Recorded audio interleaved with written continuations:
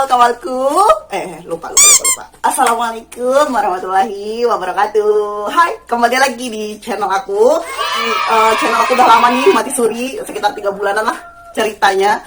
Kenapa? Entah ada apa, entah dan mengapa. Enggak ada apa-apa sih sebenarnya. Cuman lagi banyak kerjaan juga, dan habis itu juga dicampur sama malas riset. Orang Kalimantan, tolong subscribe.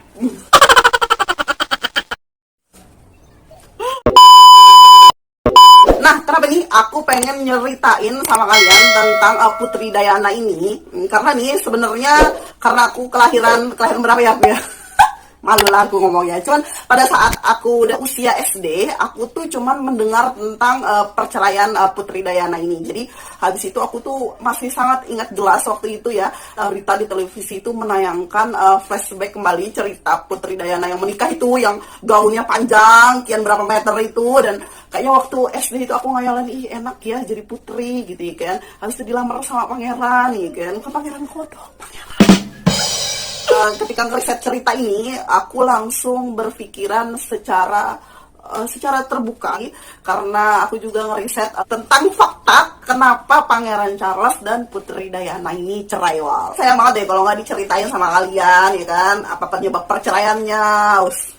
Ngegibahin Putri Dayana dikit ceritanya hari ini. Oke, yang pertama aku akan menceritakan tentang riwayat kehidupan atau latar belakangnya Pangeran Charles, dari mulai dia lahir, gede ya kan, terus habis itu balik masuk ke sekolah gitu, habis itu dia mulai kuliah, pacaran, dan sampai ketemu Putri Dayana. Pada tanggal 14 November 1948 lahirlah seorang putra dari pasangan Ratu Elizabeth Inggris dengan Pangeran Philip, yang kemudian anak ini diberi nama dengan Charles Philip Arthur George. Jadi Pangeran Charles ini lahir di bawah langit-langit setinggi 14 meter di dalam istana. Pangeran Charles ini hanya disusui selama 2 bulan oleh Ratu Elizabeth, karena waktu itu Ratu Elizabeth ini kena penyakit campak jadi dia tidak bisa lagi meneruskan untuk menyusui si Pangeran Charles. Dan dalam kehidupan kecilnya Pangeran Charles ini, dia tuh jarang ketemu sama mamanya ini. Nah, tugas mamanya ini sebagai Ratu Inggris itu menyebabkan Pangeran Charles ini jarang ketemu sama mamanya. Ditambah lagi ayahnya Pangeran Charles ini, si Raja Philip ini merupakan perwira di Royal Navy, sehingga membuat dia juga jarang ketemu sama bapaknya. Jadi Pangeran Charles ini tipe cowok yang kalem, yang sensitif, pemalu. Si Raja Philip ini yang ngelihat Pangeran Charles, anaknya ini yang memiliki tipikal lemah lembut gitu ya kan, sensitif, pemalu, sehingga itu ngebuat Raja Philip ini khawatir gitu sama perkembangan Pangeran Charles nanti kalau udah besarnya. Soalnya kan dia ini kan nanti fix nih positif bakal mewarisi tahta mamanya sebagai raja, nanti Raja Inggris. Padahal Pangeran Charles ini memiliki satu adik perempuan juga. Jadi mereka ini 2 bersaudara, tapi adik perempuannya ini memiliki sifat yang berbanding terbalik dengan Pangeran Charles. Jadi kayak lebih berani gitu, lebih percaya diri ketimbang Pangeran Charles yang pemalu ini tadi. Karena tugas mamanya ini tadi sebagai Ratu Inggris itu kan ngebuat si Ratu Elizabeth ini tadi kan banyak acara tuh, banyak kesana kemari, pergi tour keliling dunia untuk menjaga perdamaian dunia. Nah, anaknya Pangeran Charles ini mau ketemu sama mamanya itu aja harus atur janji dulu biar bisa ketemu sama mamanya. Pangeran Charles ini kalau di depan kamera gitu, di depan orang-orang, di depan para anggota-anggota kerajaan, dia manggil mamanya itu yang mulia. Nggak ada tuh, "Mak, minta duit." Ada kayak gitu. Bahkan Pangeran Charles ini kalau misalnya lagi berpas-pasan gitu, lagi ketemu gitu di lingkungan kerajaan, dia itu sama mamanya itu harus tunduk gitu, harus hormat, dan nggak boleh pakai baju santai. Apa kata kalian yang kalau misalnya lagi di kamar gitu rebah-rebahan, "Mak, lapar," gitu? Nggak ada yang kayak gitu. Nggak ada. Jadi ini kesimpulannya, Pangeran Charles ini memang dari kecil ya kurang mendapatkan kasih sayang secara langsung gitu sama mama bapaknya. Pernah salah satu media menyiarkan berita tentang kepulangan Ratu Elizabeth ini setelah melakukan 6 bulan tour keliling dunia. Jadi waktu itu pas Ratu Elizabeth turun dari pesawat, si Pangeran Charles kecil ini yang waktu umurnya itu 5 tahun dan adiknya perempuan Putri Anne itu menunggu gitu mamanya turun dari pesawat tuh kan, banyak ya kan pengawal-pengawal kerajaan berbaris ya kan, berjalan lah itu Elizabeth ya kan. Pas nyampe di anaknya, si Ratu Elizabeth ini cuman menjabat tangan anaknya doang. Nggak ada gitu yang peluk, cium, "Aduh mama kangen deh sama kamu," gitu. Nggak ada. Cuma dijabat aja, terus habis itu dia pergi ninggalin anaknya. Bayangkan mak lu ratu. Di sekolah pun dia tidak punya karakter yang tangguh, Wal, Pangeran Charles ini. Ya, namanya juga tadi dia kan pemalu nih. Ya tau lah kalau pemalu, ya kan, sensitif, nggak percaya diri, akhirnya jadi korban bully lah di sekolah. Dia nih sering diejek sama teman-temannya, telinganya besar, dan waktu itu Pangeran Charles waktu kecil itu gendut, Wal. Jadi dia dibully gendut waktu itu. Saking sibuknya Ratu Elizabeth ini sebagai Ratu Inggris, pernah Pangeran Charles ini kena penyakit campak dan flu Asia waktu itu di asrama sekolah. Nggak dijenguk, Wal, sama mama bapaknya, nggak dijenguk. Bayangkan kamu nggak dijenguk, sakit. Karena pada saat itu Raja Philip dan Ratu Elizabeth sedang melakukan tur juga, Wal. Jadi belum selesai nih, Wal, penderitaan si Pangeran Charles kecil ini. Jadi setelah selesai dia sekolah tingkatan SD gitu, ya kan, di SD ini dia udah dibully nih sama teman-temannya. Lalu dia melanjutkan sekolah lagi ke tingkat SMP gitu, dan dia dimasukkan sama mama bapaknya sama pihak kerajaan ini ke sekolah yang bernama Gardenstone. Dan sekolah ini sudah berdiri sejak abad ke-17, Wal. Banyak hantunya nggak? Banyak itu hantu.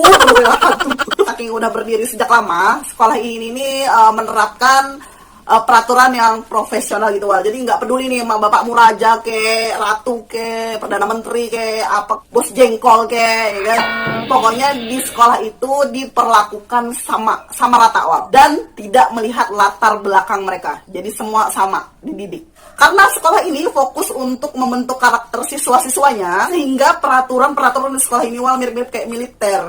Jadi Pangeran Charles yang kalem itu tadi, yang sensitif, yang pendiam itu tadi, dibentuklah dengan pendidikan ala-ala militer. Pokoknya ngebentuk pada siswa-siswanya ini menjadi karakter yang kuat dan nggak manja. Karena kan nih, kebanyakan nih basicnya latar belakangnya di sekolah itu tuh, Wal, anak-anak bejidat semua, anak-anak perdana menteri, anak-anak raja dari keluarga-keluarga kerajaan. Si ayahnya Pangeran Charles ini, si Raja Philip ini juga dulu sekolah di situ, Wal. Tapi memang kepribadian Raja Philip dengan Pangeran Charles itu berbeda, sehingga kalaunya Raja Philip waktu dia sekolah di situ, dia bisa melewati dengan tuntas dan aman. Sedangkan Pangeran Charles yang ini nih, yang tipikalnya pendiam, pemalu, mati-matian dan jontor lah di dalam sekolah itu. Karena karakter dia yang mellow ini, itu mengakibatkan dia kembali lagi dibully oleh para teman-temannya, Wal. Jadi udah SD dibully, SMP juga masih dibully aja. Siapapun yang mau temenan sama Pangeran Charles ini, yang misalnya mau temenan gitu, itu juga ikut gitu dibully oleh para kakak kelasnya Charles.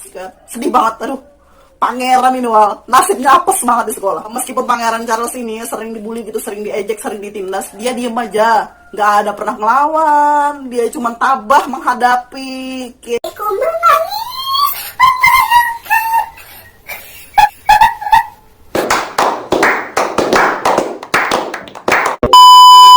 Nggak tahannya nih, Wal, ya, dibully, Pangeran Charles ini pun pernah juga mengirim surat ke kerajaan dan menceritakan bagaimana dia dijahatin sama teman-temannya di sekolah. Ngadulah dia sama bapaknya, ya kan.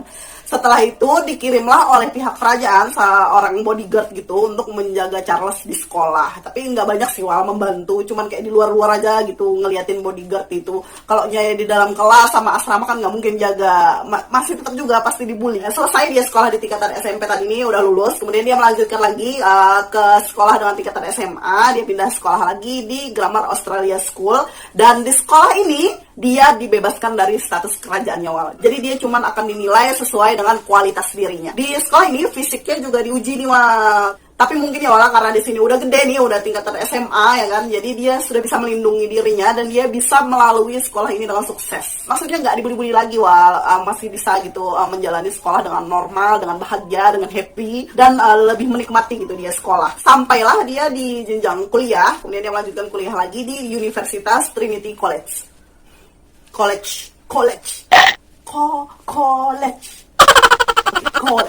Meskipun, Wal, di sini nilai akademiknya itu di bawah rata-rata, maksudnya nggak pinter-pinter banget gitu, tapi dia tetap diterima, Wal, di Universitas Trinity College. Di Trinity College ini, nah, di masa kuliahnya inilah dia ketemu sama cinta pertamanya.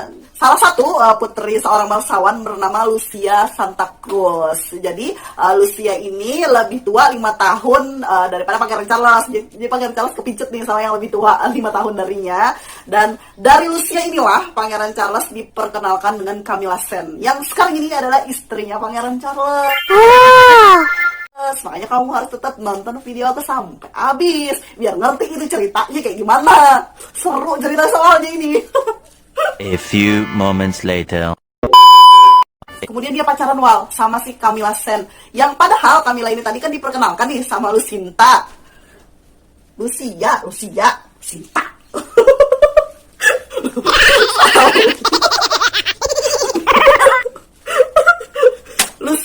Lucia. Bukan Lucinta, oke ingat tuh sama Lucinta sih, astagfirullahalazim. Ayo. Oh.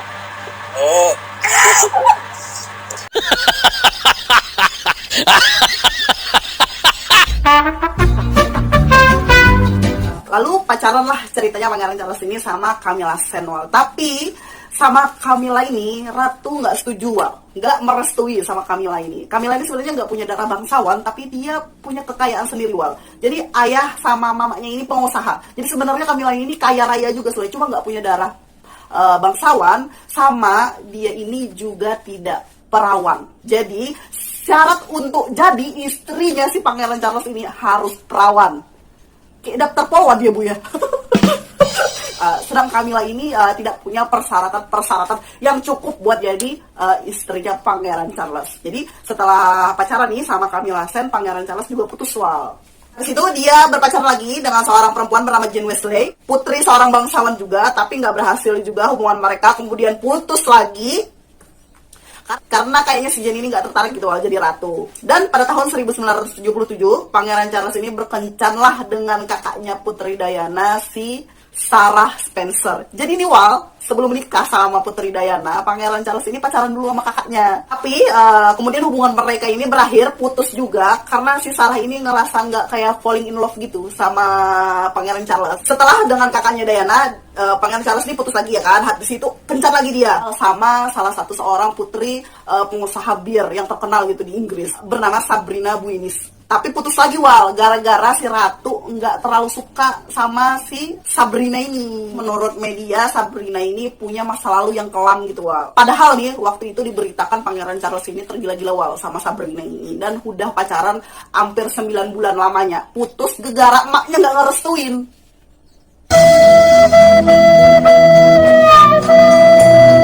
Kemudian pacaran lagi nih Wal, Pangeran Charles sama salah seorang wanita bernama Amanda Catbull. Tapi pas dilamar sama Pangeran Charles, Amanda ini menolak Wal sama lamaran Pangeran Charles. Nah, emak sama bapaknya itu ratu sama raja. Pangeran kaya raya, tinggalnya di kerajaan, lahirnya aja di bawah langit-langit setinggi 14 meter. Ditolak sama cewek Wal. Ditolak. Lakasih Bagawi. Lakasih Bagawi, jangan berharap nyohara bebini. Bagawi, raja aja ditolak lamarannya Bagawi. Untung batu wahai Bagawi.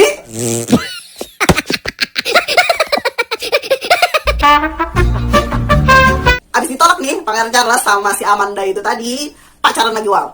Sama salah seorang pemilik juragan tanah di Skotlandia bernama Anna Wells. Saat dia pacaran sama Anna ini, Pangeran Charles ini terkesan kayak cuek Wal, kayaknya udah jenuh gitu, kayak capek gitu pacaran, putus. Jadi si Anna ini seolah-olah kayaknya nggak begitu ditanggapin sama Pangeran Charles, padahal dipacarin nih. Ya memang ada ini laki-laki yang kayak gini nih. Jadi dia baru putus gitu kan dari pacarnya, terus dia pacaran lagi, tapi hatinya masih nyangkut ke sana. Akhirnya yang baru nggak di gitu di open nih. Emang ada yang kayak gitu, emang ada.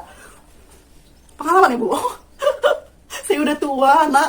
Jadi pengalaman saya udah banyak.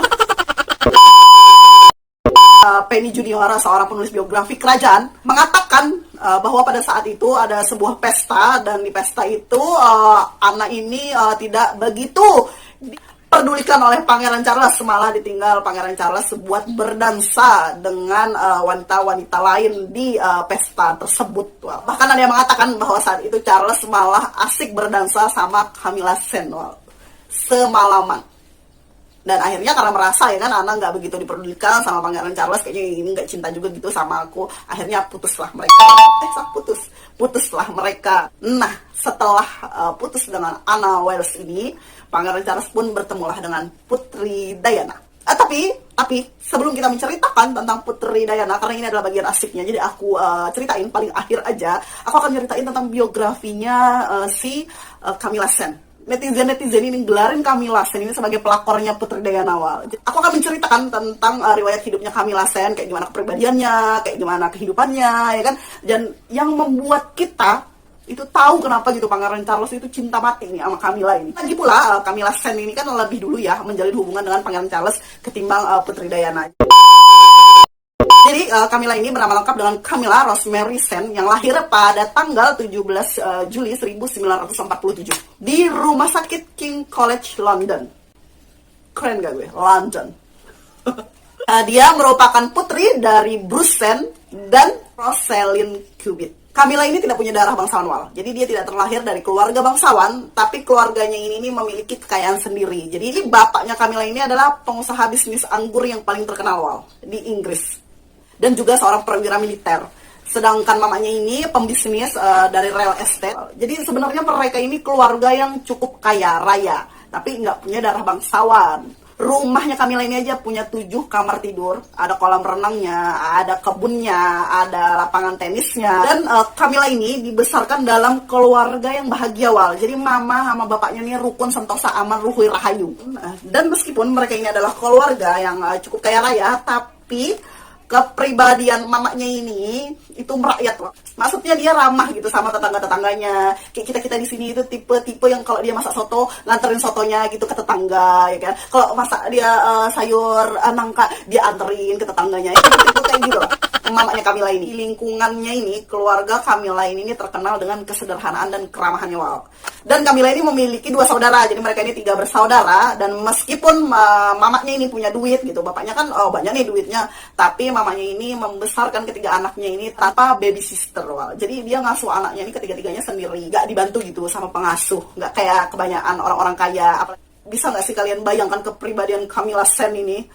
Terus hobinya berkuda sambil berburu, ya, tomboy berarti dia. Karena lingkungan keluarga yang baik ini tadi, yang penuh dengan cinta kasih yang damai, ya kan, itu membuat Camilla Sand ini tumbuh menjadi wanita dewasa yang ceria Wal, dan pintar Wal bersosialisasi dengan teman-temannya. Teman-temannya mengatakan Camilla Sand ini merupakan seorang wanita yang memiliki kepercayaan yang tinggi. Jadi kalau dia berkomunikasi dengan laki-laki tuh, kayaknya dia itu tuh enak gitu diajak ngobrol, percaya diri. Sebelum dia bertemu dengan Pangeran Charles ini, sebenarnya Camilla Sand ini udah punya pacar Wal bernama Andrew Parker Bowles pada tahun 1965-an, dan dia ini pacarannya tuh lama Wal, sampai bertahun-tahun gitu. Hubungan Camilla ini sama pacarnya ini suka putus nyambung Wal, jadi nggak akur juga sebenarnya. Kalau BBC mengatakan bahwa Camilla Sand ini bertemu sama Pangeran Charles waktu ada pertandingan polo Wal, tapi kalau menurut biografi kerajaan, menurut penulis kerajaan, bahwa Pangeran Charles ini kan memang udah kenal sama Camilla Sand sejak dia pacaran sama si Lucia Santa Cruz tadi, yang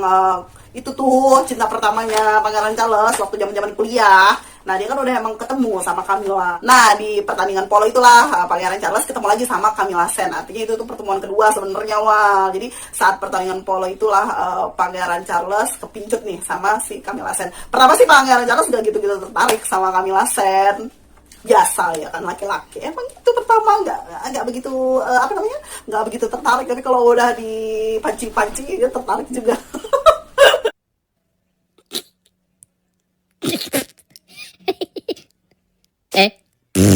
Tapi semakin lama kenal sama Camilla, Pangeran Charles ini pun kemudian mulai menyukai Wal sama Camilla Sand. Karena Camilla Sand itu tipe-tipe cewek yang ceria. Terus habis itu dia juga pandai bersosialisasi, dan dia juga tipe-tipe yang humoris, orang yang senang, maksudnya orang yang gampang bicara dengan laki-laki itu biasanya dia punya sisi humoris yang laki-laki itu suka. Itu membuat Pangeran Charles itu tertarik sama Camilla.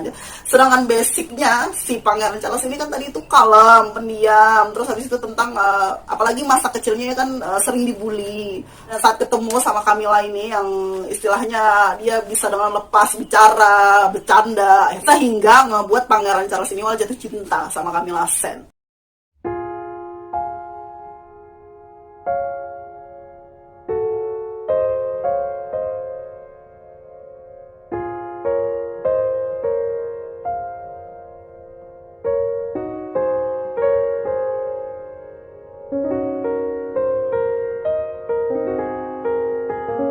Sebenarnya saat dia bertemu dengan Camilla Sand masih ada ikatan hubungan gitu Wal sama si Andrew Parker Bowles ini, yang pacarnya itu tadi, yang putus nyambung. Tapi pada saat itu hubungan si Camilla Sand ini sama pacarnya itu lagi renggang. Nah, masuklah itu si Pangeran Charles di antara mereka bertiga.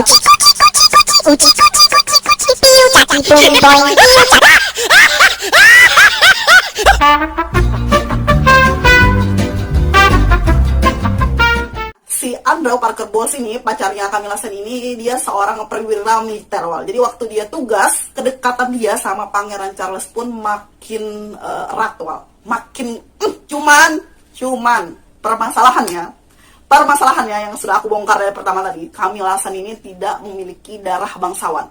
Sama sekali setetes pun nggak ada. Ratu ini kebangetan, teman. Dan ceritanya kan si Camilla Sand ini udah punya pacar kan, jadi otomatis dia ini udah nggak perawan lagi, dan itu menjadi salah satu penyebab kerajaan tidak merestui pernikahan mereka. Tapi Wal, ada yang berpendapat bahwa permasalahan sebenarnya yang terjadi antara Camilla dengan Pangeran Charles itu bukan karena peraturan kerajaan gitu yang memberatkan Camilla, tapi karena Camilla ini masih mencintai pacarnya si Andrew Parker Bowles.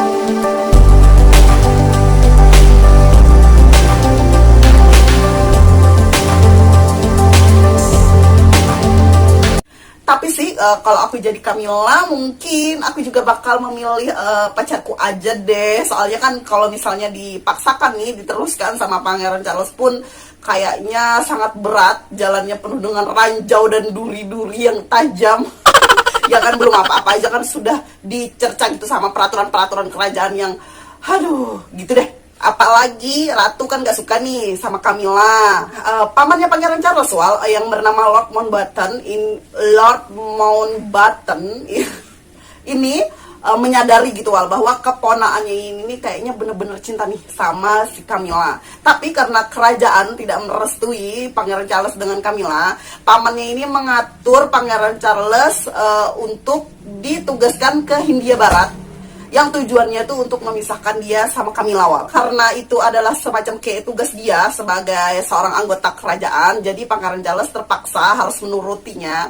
Tapi sebelum dia berangkat, dia mengajak Camilla untuk melihat kapal yang akan ditumpanginya nanti gitu, Wal. Nah, di saat momen-momen inilah bahwa Pangeran Charles tuh benar-benar menyadari kalau dia bener-bener cinta gitu loh sama Camilla, bahwa dia merasa bahwa inilah belahan jiwaku gitu loh. Di samping seabrek peraturan kerajaan yang tidak merestui Pangeran Charles dengan Camilla, ternyata orang tua Camilla pun juga tidak begitu suka jika anaknya ini menikah dengan Pangeran Charles, Wal.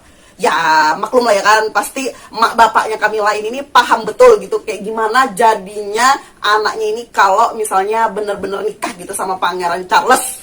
Ya kayaknya pastilah gitulah anaknya ini remuk gitu kalau nikah sama anggota kerajaan gitu lah. Nah jadi emak sama bapaknya Camilla ini nggak merestui lah, dan mereka lebih suka kalau Camilla ini menikah dengan pacarnya Camilla yang dulu itu, si Andrew Parker Bowles. Sebenarnya, Wal, setelah pulang si Andrew Parker Bowles ini dari tugasnya, kerjaannya kan tadi dia kan tugas nih kan, kerja jauh tuh kan, terus habis itu Camilla kan deket tuh sama Pangeran Charles, terus Pangeran Charles pergi ke Hindia Barat, si Andrew Parker Bowles ini pulang, Wal, ke Inggris. Nah di saat dia pulang itu sebenarnya Camilla sama Andrew Parker Bowles ini mencoba kembali gitu, Wal, membangun hubungan mereka gitu, kayak menghangatkan kembali.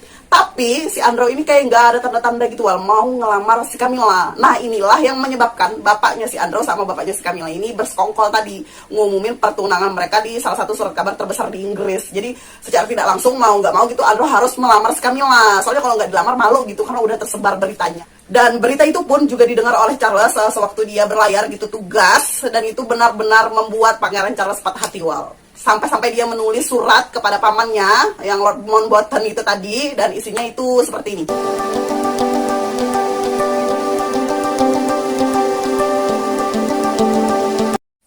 Pada 4 Juli 1973, Camilla akhirnya resmi menikah dengan Andrew Parker Bowles. Dan dari pernikahan Camilla dengan si Andrew ini memiliki 2 anak, Wal. Meskipun nih Camilla telah berstatusnya bininya orang, si Pangeran Charles dengan Camilla tetap menjalin komunikasi, Wal, sebagai sahabat dekat. Percaya? Sahabat dekat. Jangan percaya kalau lakimu mau sosok sahabatan sama cewek-cewek zaman dulu di masa-masa lalunya. Entah itu teman SMP, entah itu teman SMA, entah itu teman waktu dia main loncat tali.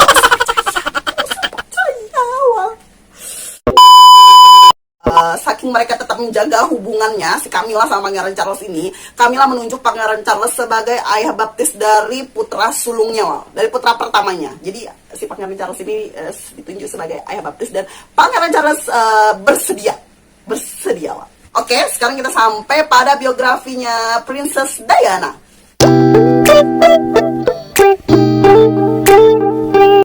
Diana bernama asli dengan Diana France Spencer, yang lahir pada tanggal 1 Juli 1961 di Inggris. Dia adalah putri dari John Spencer dan French Ruth Roach yang berasal dari keluarga yang terpandang. Nah, di sini nih, kalian salah kalau menganggap bahwa Putri Diana ini orang biasa aja yang dipersunting sama seorang pangeran gitu, Wal. Gak ada itu, gak ada. Ternyata sebenarnya keluarga Putri Diana ini memiliki ikatan lama dengan para anggota kerajaan. Jadi dia ini sebenarnya adalah orang keturunan bangsawan, Wal. Bapaknya ini keturunan bangsawan. Nanti aku akan jelaskan kenapa jadi orang-orang salah paham dan menganggap dia ini cuma orang biasa ya, Wal ya. Tapi kita jelasin dulu tentang biografi dia waktu kecil. Rumah Putri Diana ini adalah di Park House dengan 9 kamar tidur yang disewakan di atas lahan milik Ratu Elizabeth II. Kalau misalnya nih keluarga kerajaan lagi liburan, nah terus habis itu ke sana, itu tuh mereka tuh pada ngumpul, Wal. Jadi kayak tetangga-tetanggaan gitu. Nah, kalau anggota kerajaan lagi liburan ke sana, keluarganya Putri Diana ini ikut nimbrung juga, ikut ngumpul. Nah, makanya itulah kenapa keluarga Putri Diana ini nggak asing sama keluarga kerajaan, karena mereka juga sering hangout, sering ngumpul, sering rumpi. Sehingga karena Putri Diana ini sebenarnya adalah keluarga bangsawan, masa kecilnya Putri Diana ini aman, damai, sentosa soal finansial. Jadi nggak ada tual yang nagih-nagih, yang ngerengek-ngerengek minta duit jajan buat beli permen karet kosan yang N-nya sampai sekarang nggak pernah ketemu. Iya, yang menyedihkan adalah mama sama bapaknya Putri Diana ini bercerai, Wal, sewaktu Putri Diana masih berumur 5 tahun. Gara-gara si emaknya Putri Diana ini kepincut sama laki-laki lain dan meninggalkan dia beserta ayahnya. Jadi hak asuh itu tuh jatuh ke tangan bapaknya. Jadi Putri Diana ini tinggal sama bapaknya. Seperti keluarga-keluarga bangsawan lainnya, Putri Diana ini juga bersekolah di sekolahan yang elit, juga yang oke, homeschooling, dan sekolah-sekolah ternama gitu di London. Tapi Putri Diana ini memiliki kelemahan di nilai akademiknya, Wal. Jadi dia tuh nggak terlalu pinter gitu sama mata-mata pelajaran kayak matematika, bahasa Indonesia, PPKN. Nah, ada nggak ya PPKN di London? Tapi dia itu cemerlang di bidang-bidang lainnya, seperti kayak dia pinter berenang, dia pinter tenis, dia pinter memainkan piano. Dia juga pemain ski, Wal, dan dia juga seorang balerina. Tapi karena Putri Diana ini memiliki ukuran tubuh yang terlalu tinggi, maksudnya di atas standar ukuran balerina di sana, sehingga itu ngebuat dia nggak bisa menjadi seorang balerina, Wal. Bayangkan, ketinggian nggak bisa, kependean apalagi. Jadi terpaksalah Putri Diana mengubur dalam-dalam mimpinya untuk menjadi balerina karena tinggi tubuhnya yang terlalu tinggi. Karena nilai akademisnya itu yang terlalu rendah itu membuat Putri Diana ini 2 kali gagal lulus ujian, Wal. Dan itu membuat dia menjadi putus sekolah.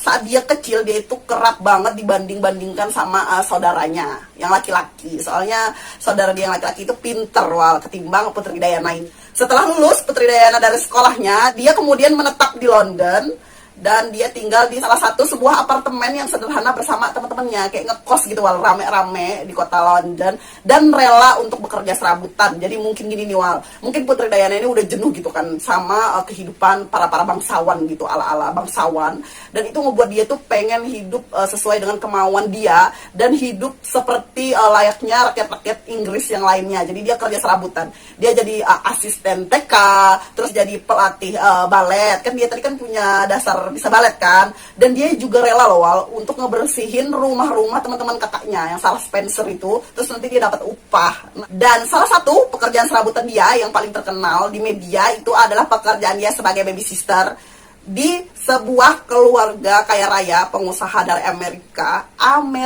bernama Mary Robertson. Benar gak sih?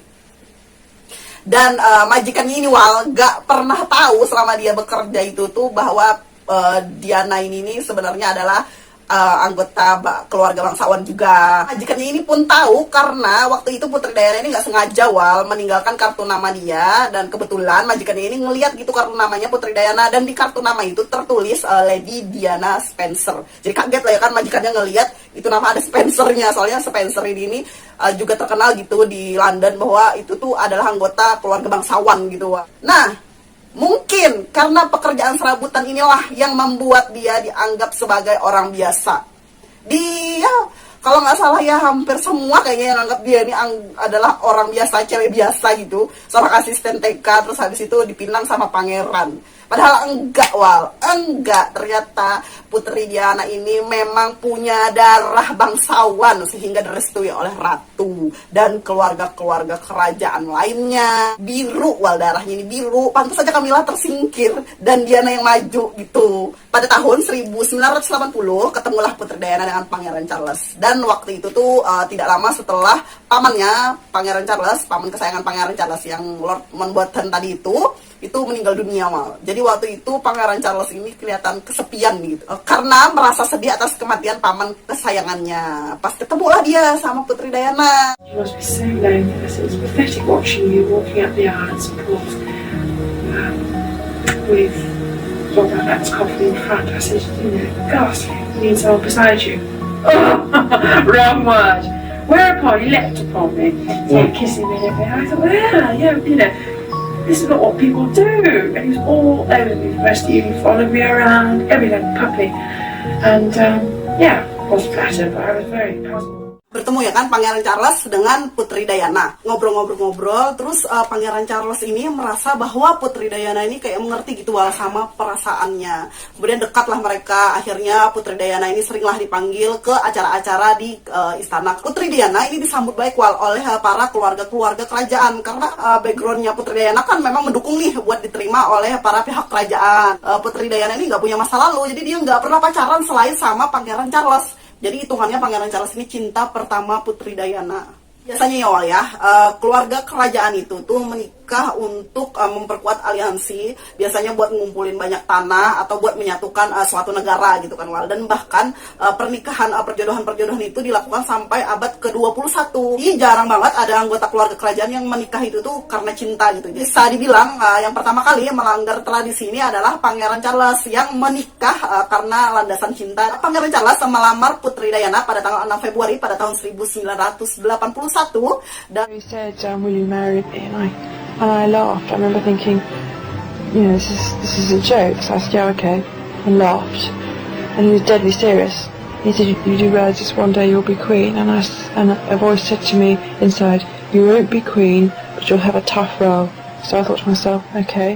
So I said yes. Dan pada saat itu juga Putri Diana ini menjadi perhatian di seluruh dunia Jadi pengawalan yang ketat, terus habis itu kebebasan yang hilang. Jadi dia udah nggak bisa lagi nih kemana-mana. Saat pertunangan mereka diumumkan di media. I left my flat the last time and suddenly I had a policeman. And my policeman the night before the engagement had said to me, I just want you to know that this is your last night of freedom ever and the rest of your life, so make the most of it. And it's like a sword went in my heart. Media menganggap ini merupakan pasangan yang unik maksudnya yang aneh, karena Pangeran Charles ini adalah laki-laki pecinta bunga, dia suka berkebun Pangeran Charles ini suka berkebun bunga, terus sedangkan Putri Diana ini kan orangnya pecinta fashion gitu, juga suka berbudaya populer Putri Diana ini. Serta Pangeran Charles yang lebih tua 13 tahun dari Putri Diana. Pernah nih Pangeran Charles dan Putri Diana ini diwawancarai di salah satu media tentang pernikahan mereka, dan gini nih isinya. And I suppose in love. Of course. Whatever in love means. And the most extraordinary thing is we had this ghastly interview on the day we announced our engagement, and this ridiculous ITN man said, are you in love? So I thought, what a thick question. So I said, yes, of course we are, in the sort of fat, stern ranger that I was. And Charles turned around and said, whatever in love means. And that threw me completely. I thought, what a strange question.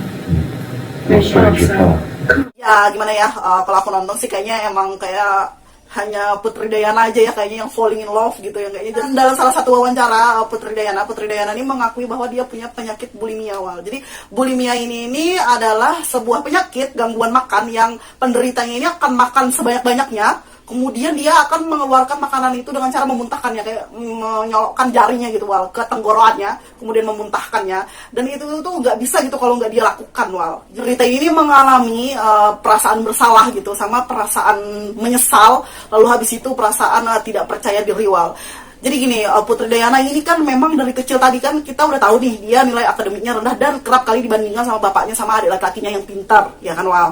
Terus habis itu dia juga pernah cerita bahwa Pangeran Charles ini pernah menyinggung bentuk tubuhnya Wal, bentuk tubuh Putri Diana. Jadi kayaknya, kok kamu kayaknya gendut deh di bagian sini gitu. Dan itu membuat kepercayaan diri Putri Diana ini jadi terganggu dan timbullah penyakit bulimia ini Wal. He put his hand on my waistline and said, "Oh, a bit chubby here, aren't we?" And that triggered off something in me. And I remember the first time I made myself sick, I was so thrilled because I thought, right, this is the release, tension. Penyakit bulimia ini sebenarnya semakin parah setelah dia melahirkan putra keduanya Wal. Tapi nanti dulu. Ini kita nyeritain tentang pertunangan dia ya kan. Nah, setelah pertunangan mereka itu diumumkan di media, Camilla Sen mengundang Putri Diana untuk makan siang Wal. Jadi Camilla Sen ini mengundang Putri Diana ini makan siang pada saat bertepatan dengan perginya Pangeran Charles jadwal tour. Dan sebelum hari itu kan dia ngundang nih Putri Diana makan siang. Dan hari itu juga Pangeran Charles menerima telepon dari Camilla. Dan itu pas di depan Putri Diana Wal. Jadi Putri Diana ini merasa cemburu gitu Wal, karena Charles ini masih teleponan sama Camilla. Waktu itu dia nganter Pangeran Charles itu pun sambil nangis Wal di bandara kan. Before we went, I was in his study talking to him about his trip. The telephone rang, it was caller. So I thought, shall I be nice or shall I just sit here? So I thought I'd be nice, so I left him to it and just broke my heart for him. Setelah Pangeran Charles ini pergi, kemudian Putri Diana pun berangkatlah menuju undangan makan siangnya Camilla. Dan ini Wal, di dalam makan siang itu, Camilla Sen ini bertanya sama Putri Diana, apakah dia akan ikut berburu suatu saat sama suaminya. Dan Diana pun menjawab, tidak, dia tidak akan ikut berburu. Dan itu seolah-olah si Camilla ini mencari waktu yang pas buat berduaan sama si Charles. Karena kan Camilla tadi kan hobinya berkuda sambil berburu. Jadi ceritanya kalau misalnya nih Putri Diana tidak ikut berburu dengan Pangeran Charles, jadi dia bisa berduaan sama Pangeran Charles. Kurang ajar gak? Kurang ajar. Belum nikah aja udah ditanyain kayak gitu sama Camilla Sen. Sehari sebelum pernikahan mereka, tanpa sengaja Putri Diana ini menemukan sebuah gelang yang berukiran huruf G dan F. Jadi huruf G dan F ini mengacu pada singkatan nama panggilan kesayangan antara Camilla Sen dengan Pangeran Charles. G itu Glass dan F itu Fred. Nama itu adalah merupakan nama panggilan kesayangan antara Camilla dengan Charles sehari sebelum pernikahan. Jadi saat menemukan itu Putri Diana ini marah dong, iya. Terus habis itu dia langsung dong marah-marah sama Pangeran Charles, cemburu lah, iya dong. Sedih sekali. Dan gelang itu dibuat oleh Pangeran Charles dan mau dikasihkan sama Camilla Wal. Bayangin calon suamimu bikin gelang khusus buat mantannya, mau ngasih sehari sebelum pernikahan kalian. Apa nggak hancur itu dunia? Hancur Kang, hancur. Hatiku hancur.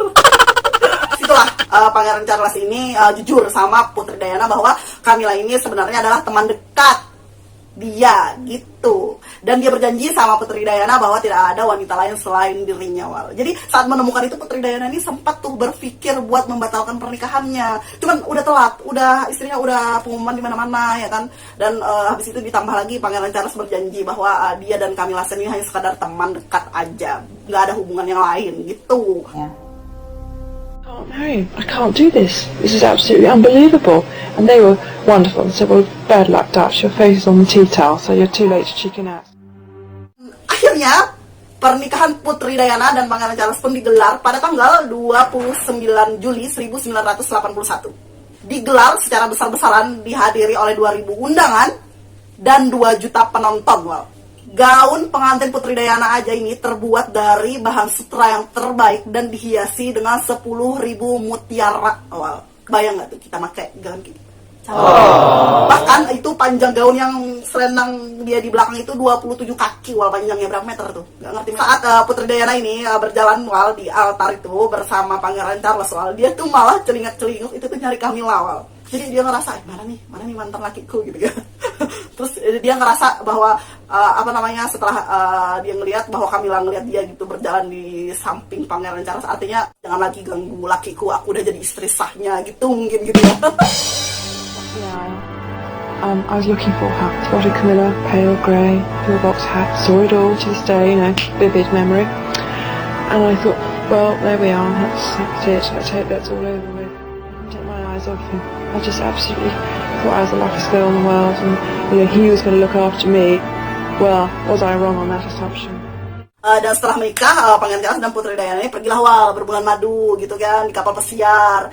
Dan ternyata bulan madu ini gak seindah yang dibayangkan oleh Putri Diana Wal.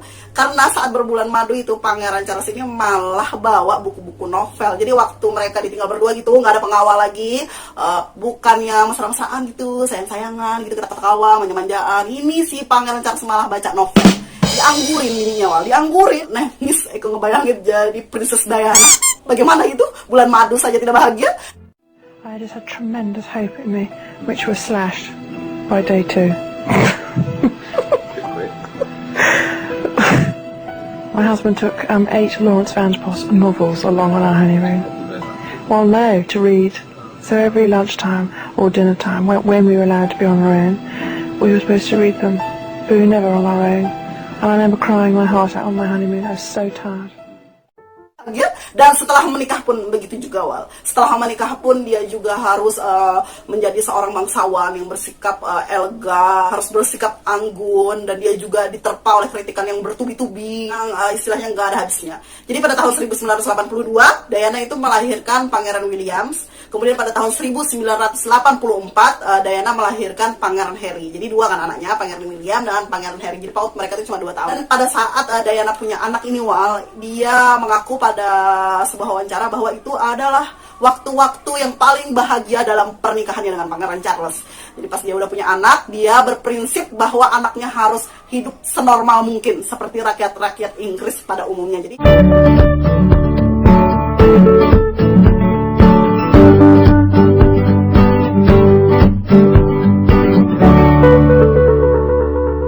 dia melahirkan di rumah sakit, kan memang keluarga kerajaan harusnya melahirkannya di dalam istana. Tapi Putri Diana pengen melahirkannya di rumah sakit, jadi dia ngelahirin anaknya itu di rumah sakit. Wow.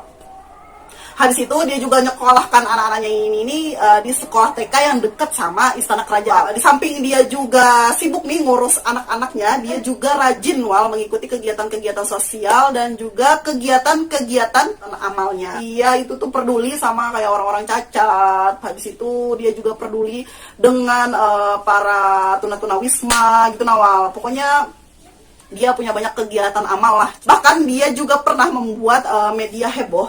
Pada tahun 1987, Putri Diana ini mengunjungi sebuah rumah sakit yang itu pasiennya merupakan penderita HIV/AIDS. Wow. Jadi dia menjabat tangan penderita HIV/AIDS itu tanpa sarung tangan, dan itu tuh ngebuat media jadi heboh dan akhirnya membuka pemikiran pada orang-orang bahwa memang kalau misalnya kita menjabat penderita HIV itu tuh nggak akan menular gitu, nggak apa-apa gitu, dan itu tuh menjadi sebuah pengaruh positif gitu Wal, yang diberikan oleh Putri Diana.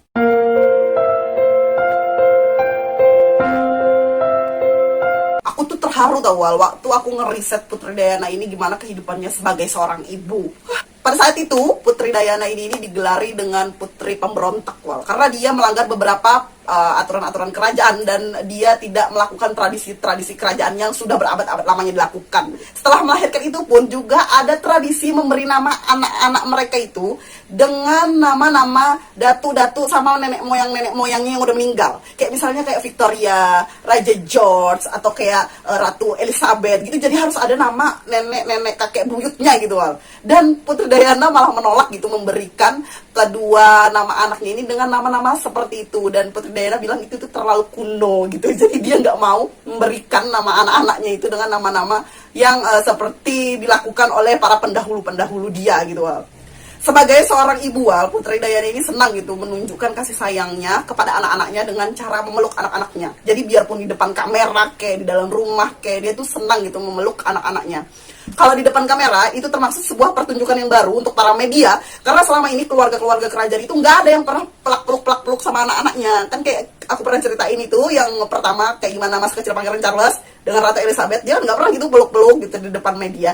Tapi Putri Diana ini nggak Wal, meskipun ada banyak gitu kamera, dia tetap memeluk anak-anaknya dengan kayak bahagia banget gitu. Even talking about it now, I can feel the hugs that she used to give us, and you know, I miss that. I miss that feeling. I miss that part of a family. I miss having that mother to be able to give you those hugs and give you that compassion that I think everybody needs. she would just engulf you and squeeze you as tight as possible. And being as short as I was then, there was no escape. You were there, and you were there for as long as she wanted it to hold you. I hug my children to death. I get in bed with them at night and hug them, and I always say, who loves you most in the whole wide world? And they always say, Mommy. So important.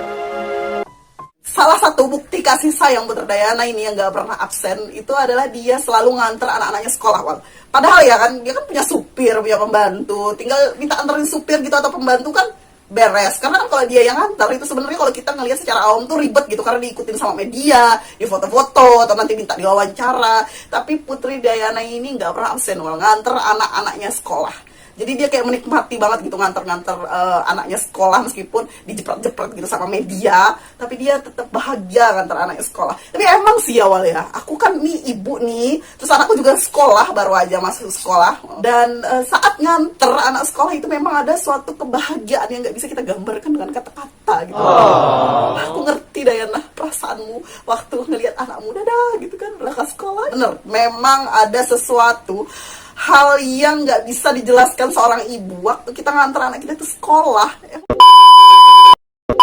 Putri Diana ini juga selalu mengajarkan anak-anaknya untuk menghargai orang lain, Wal. Jadi dia juga selalu rajin untuk ngajak anak-anaknya ini, Pangeran William dengan Pangeran Henry, itu untuk mengikuti kegiatan-kegiatan sosial dia, Wal. Jadi mereka ini diajarkan untuk sejajar dengan orang-orang sakit, tunawisma, gitu, cacat, supaya mereka ini punya rasa rendah diri, Wal. Jadi nggak sombong gitu. Well, with William and Harry, for instance, I take them around homelessness projects. I've taken William and Harry to people dying of AIDS, albeit I told them it was cancer. I've taken the children to all sorts of areas where I'm not sure anyone of that age in this family has been before. And they have a knowledge. They may never use it, but the seed is there. And I hope it will grow, because knowledge is power.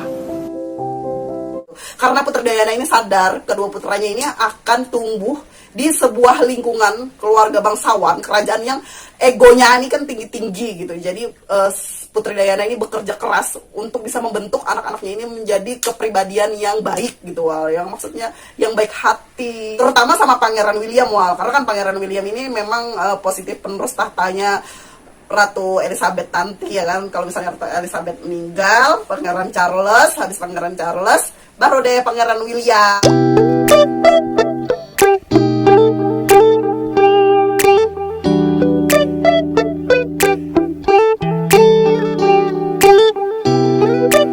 Putri Diana ini pun juga sering loh, Wal, ngumpul gitu makan bersama staf-staf kerajaan. Yang padahal itu tuh nggak pernah dilakukan sama keluarga bangsawan dimanapun selama berabad-abad lamanya di London, di Inggris gitu. Dan cuman Putri Diana ini aja yang mau gitu makan bareng sama staf-staf kerajaan. Sehingga dia juga membiarkan anak-anaknya ini bermain dengan anak-anak staf kerajaan. Dan satu kepribadian Putri Diana yang ngebuat hatiku tuh kayak nyes gitu. Putri Diana ini, Wal, senang berjongkok itu kalau misalnya dia lagi ngobrol sama anak-anak. Jadi dia mensejajarkan dirinya sama anak-anak. Jadi kalau dia ngobrol atau ngomong sama anak-anak, dia tuh jongkok gitu. Dan itu tuh nggak pernah dilakukan sama keluarga-keluarga bangsawan atau keluarga-keluarga kerajaan di London, tahu nggak kamu? Jadi itu tuh kayaknya sebuah sesuatu yang baru gitu buat media dan untuk rakyat-rakyat Inggris gitu kan. Kok ada gitu yang mau kayak gitu. Karena kan biasanya keluarga-keluarga kerajaan atau para bangsawan lainnya itu menuntut orang-orang untuk menghormati mereka. Jadi nggak ada tuh kalau sampai ada acara nunduk-nunduk, jongkok-jongkok, apalagi kayak ketemu sama yang tunawisma, yang cacat-cacat. Kalau zaman dulu mustahil. Cuma Putri Diana aja yang mau kayak gitu, tau nggak? Putri Diana juga pernah menegur paparazzi yang berusaha untuk kayaknya mengejar-ngejar mereka gitu, kayak mau foto-foto atau nyari-nyari berita tentang mereka. Dan Putri Diana meminta mereka untuk menghormati privasi dia dengan anak-anaknya. Excuse me. As a parent, could I ask you to respect my children's space? Because I brought the children out here for a holiday, and we'd really appreciate the space. And I'm sure as a... Possible to just get me a picture of No. this afternoon. And I'll leave you alone. No. As a parent, I want to protect children. I sadly remember most of the time that she ever cried about anything was to do with press intrusion. Harry and I, we lived through that. And one lesson I've learned is you never let them in too far, because it's very difficult to get them back out again. And you've got to maintain a barrier and a boundary, because if you cross it, if both sides cross it, a lot of pain and problems can come from it. Cherish those moments of privacy and being able to be that mother rather than the Princess of Wales. She made the decision that no matter what, despite all of the difficulties of growing up in that limelight and on that stage, she was going to ensure that both of us had as normal life as possible.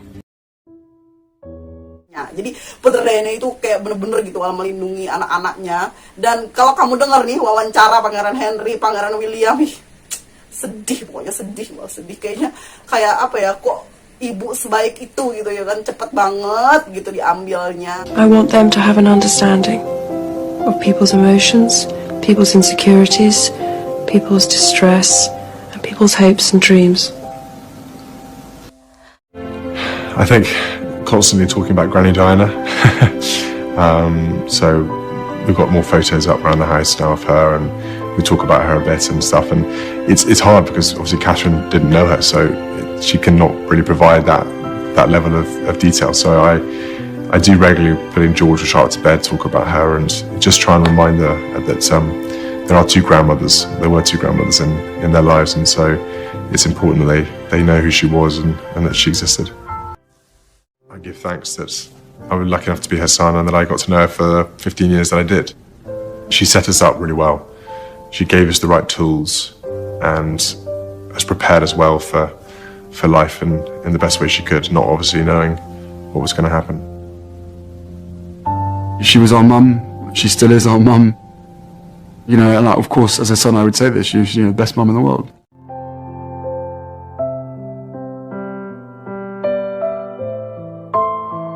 Dan meskipun dia tidak bisa gitu kayaknya mendapatkan cintanya yang sejati gitu dengan Pangeran Charles, tapi setidaknya dia tuh udah jadi ibu yang sejati gitu kayaknya.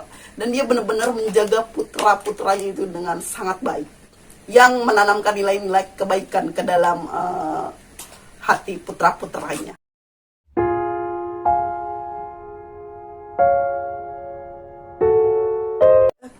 Tak nguyuh yo. Itu kita lanjut ke part 2. Jangan lupa kamu tekan part 2. Kalau kamu nggak tahu, linknya ada di bawah. Kamu tekan aja biar kita lanjut ke part 2-nya.